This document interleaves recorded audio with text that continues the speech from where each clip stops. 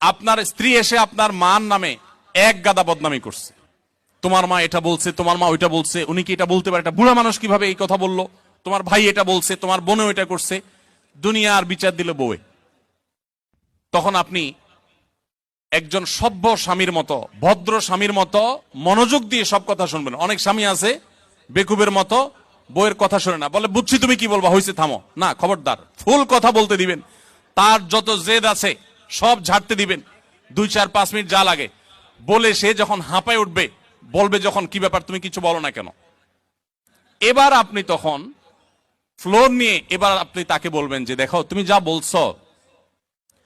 আমি তো বুঝতেছি আমার রাগে সব পশম দাঁড়ায় গেছে, দেখো তোমার কষ্টে তো আমার ভেতরটা জ্বলে পড়ে ছাই হয়ে যাচ্ছে, দেখো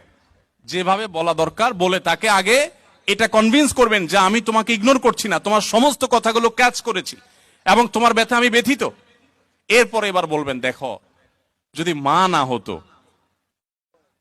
যদি নিজের ছোট ভাই বোন এদেরকে যদি পিটায় মেরে ফেলা জায়েজ হইতো, বা এদেরকে যদি বড় ভাই আমার উল্টাপাল্টা করতেছে, বড় ভাই কিছু বলতে পারতেছি না, আল্লাহ রসুল বড়দেরকে সম্মান করতে বলছেন, যদি সেটা না করা লাগতো তো আজকে এসপার কি ওসপার আমি করে